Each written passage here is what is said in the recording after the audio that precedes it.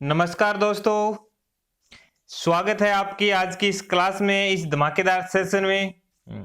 जैसा कि कल की क्लास में मैंने आपसे चर्चा की थी क्लास की शुरुआत में कि जो कल की क्लास यानी कि आज की जो क्लास होने वाली है वो भी होगी फर्स्ट पेपर के जो प्रीवियस ईयर क्वेश्चंस को लेकर, क्योंकि ये है 4-5 क्वेश्चन है या बोले तो है लगभग 10 क्वेश्चंस ऐसे हैं जो प्रीवियस ईयर में आए हुए हैं जो छूट गए थे, तो इनको भी है मैंने इसमें शामिल कर लिया है। ये समथिंग है 2016 से लेकर 2019 के बीच तक की जो क्वेश्चन आए हुए वो क्वेश्चंस हैं। तो आज अपन इस क्लास में चर्चा करेंगे प्रीवियस ईयर क्वेश्चंस को लेकर, और कल से अपनी ज्योग्राफी क्लास होगी और अगले संडे को अपनी है ज्योग्राफी क्लास है रख ली जाएगी, क्योंकि है 2 क्लास है ज्योग्राफी की जो है रोक कर ये क्लासेस करवाई जा रही है। तो है इस स्थिति में अपन क्या करेंगे, ज्योग्राफी भी पढ़ना जरूरी है तो वो क्लास करवाएंगे। साथ में ही मैंने आपको पहले भी चर्चा कर चुका हूं और अब भी कर रहा हूं कि है रेगुलर बेसिस पे बने रहिए, आपके लिए निःशुल्क रूप से बेहतरीन क्लास जो है यहाँ पे मिलने वाली है। और अब मैं जब एनसीईआरटी पढ़ाऊंगा, जब 11-12 की एनसीईआरटी, और मैं तो चाहता हूं कि आपको 6 से 12 तक की जो एनसीईआरटी है इस चैनल के माध्यम से करवाऊं, संपूर्ण एनसीईआरटी आपको करवाऊं, क्योंकि एनसीईआरटी में मैंने देखा है, खुद मैं अब है एनसीईआरटी का है दोबारा अध्ययन कर रहा हूं, मैंने देखा है कि किस प्रकार है एग्जाम में एनसीईआरटी से सीधे क्वेश्चन है पुटअप हो रहे हैं। एनसीईआरटी से अकेली से है लगभग है 40% क्वेश्चन एनसीईआरटी से पुटअप हो रहे हैं यहाँ पे, जो अपनी एग्जाम है इसमें भूगोल के विषय के अंतर्गत।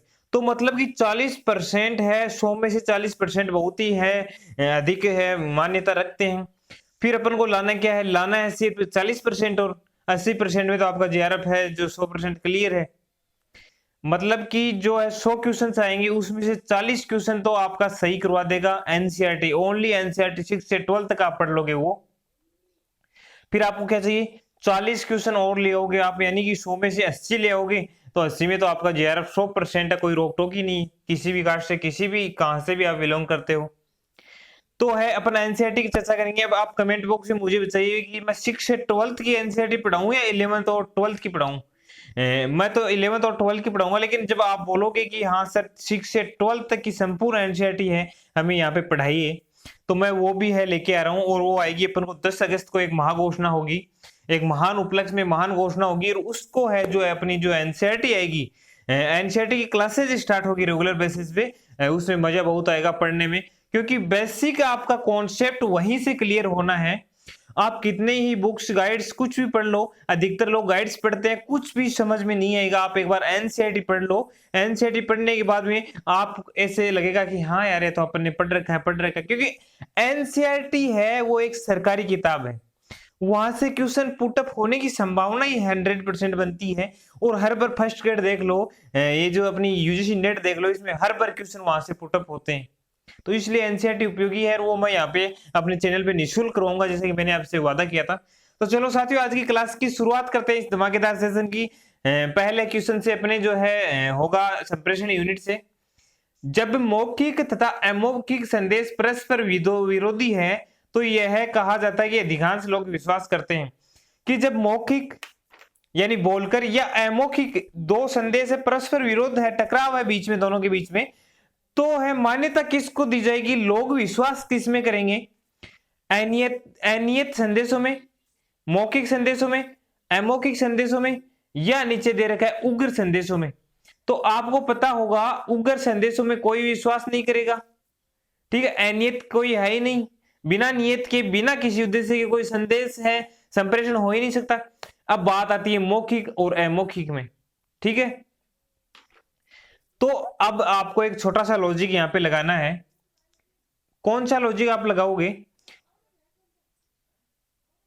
कि जो है अपन है कोई लेन देन करते हैं, आप एक चर्चा करना, लेन देन करते हैं या कुछ अपना जो है पारिवारिक जो कार्य होता है उसको क्या करते हैं अपन, एक है नोटबुक में नोट करते हैं, या पैसों का लेन देन हुआ या अन्य कोई लेन देन हो अपन नोट करते हैं, उसको बोलते हैं लिखित, ठीक है।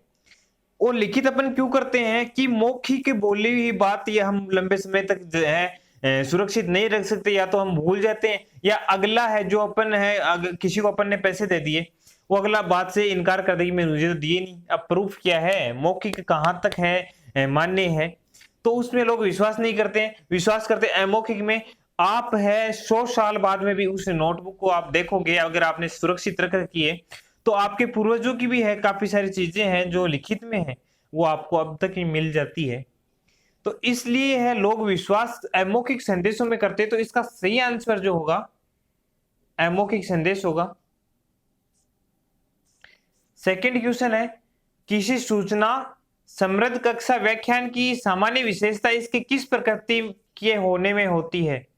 कि कोई सूचना है, समृद्ध कक्षा व्याख्यान है, कक्षा में जो व्याख्यान है वो है कि सामान्य जो विशेषता है इसके किस प्रकृति में होती है? गति रहित, शांत रहित, खंडात्मक। खंडात्मक तो होती नहीं, खंड मतलब विरोध की बात है। शांत रहित, गतिहीन। इसका सही आंसर होगा तथ्यात्मक। तथ्य होना जरूरी है।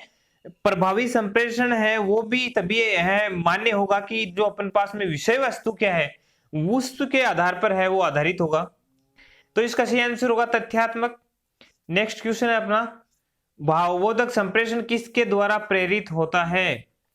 कि जो भावबोधक संप्रेषण है वो किसके द्वारा प्रेरित होता है? उदासीन उग्रता, कूट लेखन एनकोडर के व्यक्तित्व की विशेषता, बाह्य संकेतन, कूट लेखन, कूटवादन, डिकोडर।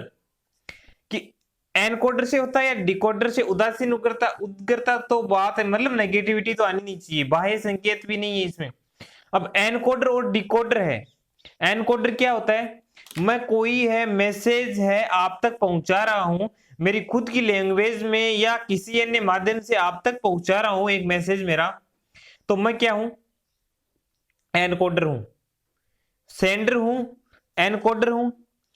अगर आप है ग्रहण कर रहे हो मेरे मैसेज को, फिर अपनी जो है समझ की स्थिति के आधार पर आप उसको ग्रहण कर रहे हो, वो क्या है? वो है डिकोडर है, आप रिसीवर हो।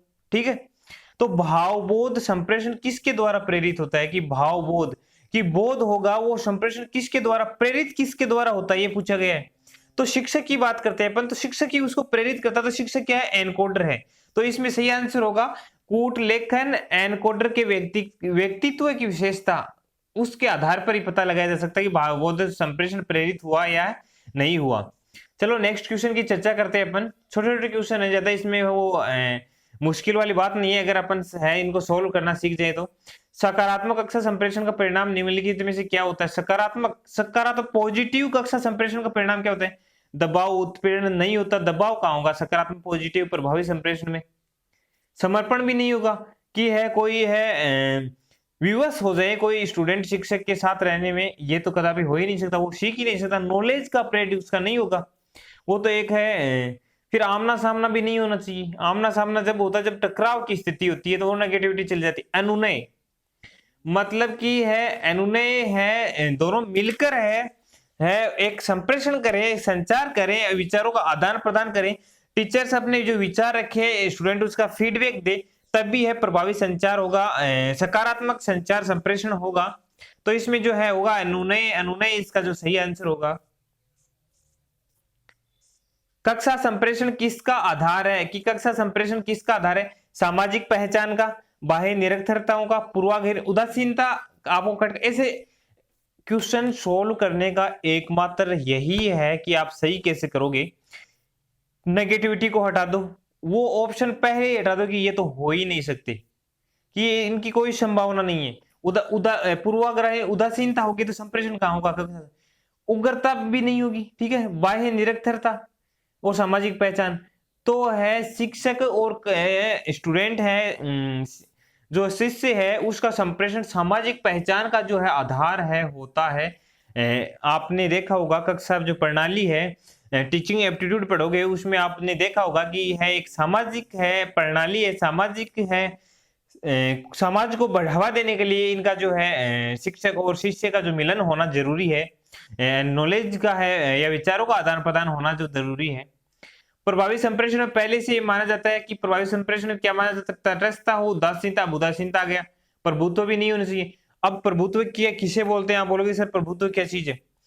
कोई शिक्षक है उसका प्रभुत्व है, शिष्य उसके सामने गौण है कि वो कुछ नहीं कर पा रहा है, उसको समझ में आ रहा है नहीं आ रहा है, वो उसके सामने बैठा है, उसकी मजबूरी है, व्यवस्था है। कभी भी प्रभावी संप्रेषण नहीं हो पाएगा वो, ठीक है। अगर स्टूडेंट्स की किसी स्कूल में प्रभुत्वता है कि वो कहेंगे वैसा होगा, शिक्षक की कहीं नहीं चलेगी उसमें, तो भी प्रभावी संप्रेषण नहीं हो सकता, क्योंकि है टीचर अगर अपने मन से स्वतंत्र विचार से अगर नहीं पढ़ाएगा तो वहां प्रभावी संप्रेषण होना है जो है मुश्किल काम है। तटस्थता भी नहीं होनी चाहिए। तो इसका सही आंसर होगा बोध। ज्ञान है प्रभावी संप्रेषण में सबसे पहले माना जाता है कि ज्ञान है, किस प्रकार उसका अवबोध का आदान प्रदान हो रहा है। चलते नेक्स्ट क्वेश्चन की तरफ। कक्षा में प्रभावी संप्रेषण क्या उपलब्धि होती है कि प्रभावी संप्रेषण से क्या उपलब्धि होती है? समस्या समाधान रणनीति, गहन ज्ञान, विस्तृत ज्ञान, अनियंत्रित चर्चाएं, लंबवत संप्रेषण। ठीक है, कक्षा में प्रभावी संप्रेषण से क्या उपलब्धि होती है? उपलब्धि समस्या समाधान रणनीति, ये तो सही है। समस्या होती है, समाधान होता है, ठीक है। ज्ञान भी होता है, गहन ज्ञान, विस्तृत ज्ञान भी होता है। अनियंत्रित चर्चाएं तो भी नहीं होती है। नियंत्रित की है अनाप शनाप अपन चर्चा कर रहे हैं जिसका अपन से कोई लेना देना नहीं है, वास्तविकता से कोई लेना नहीं देना नहीं है, अपन को कोई उससे प्रॉफिट नहीं होने वाला, शिक्षा से संबंधित नहीं है, वो चर्चाएं। लंबवत संप्रेषण, लंबवत संप्रेषण किसे कहते हैं कि है जब है कोई टीचर व्याख्यान विधि के अंतर्गत लगातार अपने विचार रख रहा है, स्टूडेंट्स का कोई फीडबैक उसको नहीं लेना है, न वो है चाह रहा है कि स्टूडेंट कोई फीडबैक दे, वो तो बस अपने है व्याख्यान लगातार वो बक रहा है, मतलब कि कितनी है वो अपनी बातें बोलता जा रहा है, स्टूडेंट्स का क्या है क्या नहीं है, क्लास में माइंड है, आउट ऑफ माइंड कोई नहीं है, तो वो लंबवत संप्रेषण क्लास का हो गया। तो ये भी गलत हो गया। तो 1 2 3 है, कौन से में? डी में है 1 2 3, तो इसका ये सही आंसर होगा प्रभावी संप्रेषण वाला। इसमें है कक्षा संप्रेषण में 2 पक्ष हैं, शिक्षक और शिक्षार्थी। इसके अंतर्गत शिक्षण महत्वपूर्ण भूमिका निभाता है, ठीक है। कक्षा क्रियाकलाप का संचार प्रक्रिया शामिल है, इसमें विचारों और सूचनाओं का आदान प्रदान होता है। संदेश शिक्षण विधियां आदि पर संचार की प्रभावशीलता पर निर्भर करते हैं कि संचार प्रभावी है नहीं है, वो संदेश और शिक्षण विधियां पर निर्भर करते हैं। प्रभावी संप्रेषण से समस्या समाधान रणनीति, विषय का विस्तृत ज्ञान एवं गहरा ज्ञान जो है प्राप्त होता है। तो इसका सही आंसर होगा डी होगा। चलते हैं अपन नेक्स्ट क्वेश्चन की तरफ।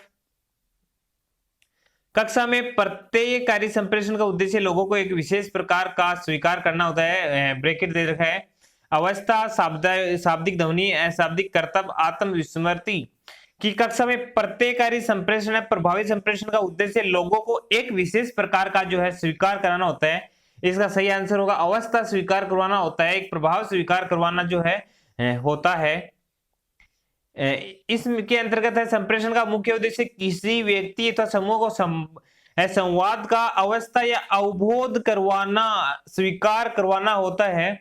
एक कक्षा संप्रेषण में प्रत्ययकारी संप्रेषण का उद्देश्य लोगों को एक विशेष प्रकार की अवस्था को जो है स्वीकार है करवाना होता है। चलते हैं नेक्स्ट क्वेश्चन की तरफ।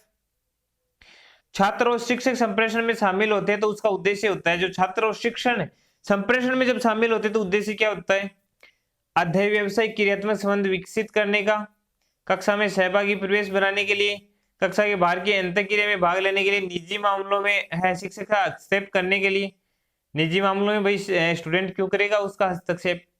छात्रों के प्रति शिक्षकों के व्यवहार को नियंत्रित करने के लिए। तो इसमें 4 तो गलत है, तो आप देखना इसमें 4 गलत है, 2 ऑप्शन आपके यहीं से चले गए, ठीक है, 2 ऑप्शन चले गए। अब इसमें दो ऑप्शन तो इसमें जो है चले गए, और इसमें जो है होने वाला है वो होगा पहला, और है पहला क्वेश्चन से ये क्रियात्मक संबंध विकसित करने के लिए, ठीक है। दूसरा कक्षा में सहभागी मतलब समान भाग, दोनों की भागीदारी समान और परिवेश बनाने के लिए। कक्षा के बाहर की अंतःक्रिया में, कक्षा के बाहर जो अंतःक्रिया उसमें भी भाग लेने के लिए। निजी मामलों में नहीं होगा। और शिक्षक के व्यवहार को नियंत्रित करने, मतलब उसको फिर पढ़ाई नहीं पाएगा, स्वतंत्र नहीं होगा। तो दोनों ऑप्शन गलत है, तो इसका सही आंसर डी हो जाएगा। 1 2 और 3 इसमें जो है सही आंसर माना जाएगा। इसकी अपन व्याख्या देखेंगे। जब छात्र और शिक्षक संप्रेषण में जब शामिल होता है तो उसका उद्देश्य अध्यवसायिक क्रियात्मक संबंध विकसित करना है, कक्षा में सहभागी प्रवेश बनाना है, कक्षा से बाहर की अंतःक्रिया में जो है भाग लेना है, इसका जो है उद्देश्य होता है। जारी संचार प्रक्रिया के फलस्वरूप लाभकारी मृदु शक्ति उत्पन्न होती है। अन्य देशों के प्रति सराहना भाव उत्पन्न होता है, विदेशी श्रोता समूह का निर्माण होता है, अन्य देशों पर सांस्कृतिक मूल्य का जो है क्या होता है, अध्यारोपण होता है। तो जारी संचार है, संचार चल रहा है क्रमबद्ध रूप से, तो उसका सही आंसर होगा लाभकारी मृदु शक्ति उत्पन्न होती है। लाभकारी जो मृदु शक्ति है उसकी उत्पन्न होती है। इसकी व्याख्या के बारे में चर्चा करेंगे अपन। किसी देश की मृदु शक्ति किन कारकों, सांस्कृतिक, राजनीतिक मूल्य और विदेशी नीतियों से जो है परिभाषित होती है। ये सभी कारक रणनीतिक संचार कौशल का उपयोग करते हुए अन्य देशों की अधिमान्यता और स्वरूप प्रदान करने के लिए अभियोग्यता पर जो है आधारित है। अतः जारी संचार प्रक्रिया के फलस्वरूप लाभकारी मृदु शक्ति क्या होती है, उत्पन्न होती है। कक्षागत संप्रेषण एक क्रियान्वितकारी प्रक्रिया है। क्रियान्वितकारी प्रक्रिया है, सही बात है कि ये लगातार चलती रहती है। कोई भी शिक्षक की मान्यता के अंतर्गत कार्य नहीं करता कि छात्रों की अनुक्रिया स्वदेश से होती है।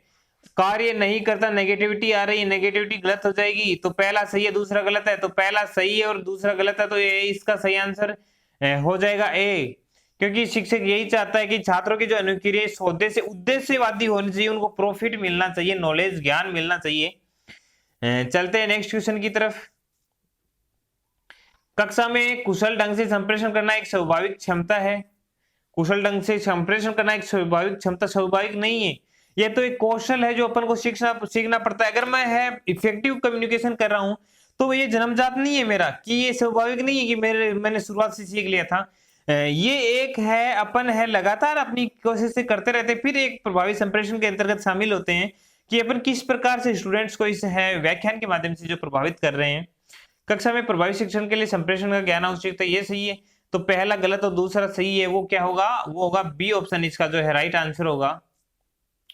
तो आज की जो क्लास में इतने ही क्वेश्चन थे। अपने जो है प्रीवियस ईयर के जो क्वेश्चन 15 ईयर्स के क्वेश्चन मैंने आपको यहाँ पे कंप्लीट करवा दिए हैं। तो कंप्लीट करवा दिए हैं 15 ईयर्स के क्वेश्चन तो मैंने, तो अब आप कमेंट बॉक्स में करोगे तभी मैं नया सेशन लेके आऊंगा, वरना मैं इस सेशन को स्टॉप करने वाला हूं, क्योंकि है फिर मैं ज्योग्राफी की सीरीज है एक्स्ट्रा स्टार्ट करूंगा, क्योंकि आप है इसमें रुचि कम रख रहे हो। तो आप ये बोलो कि आपको कौन सी यूनिट के प्रीवियस ईयर के क्वेश्चन चाहिए, यूनिट नंबर 10 के लेके आऊं, कंप्यूटर के लेके आऊं, या है फर्स्ट यूनिट लेके आऊं, सेकंड यूनिट लेके आऊं, कौन सी यूनिट के आपको जो है प्रीवियस ईयर के क्वेश्चन चाहिए विथ व्याख्या समेत, व्याख्या सहित, वो आप कमेंट बॉक्स में कीजिए और फिर मैं उस पर अमल करूंगा। फिर मैं है प्रीवियस ईयर के जो क्वेश्चन है अगले सोमवार से अपन है स्टार्ट कर देंगे, दूसरा 15 ईयर्स के क्वेश्चन होंगे।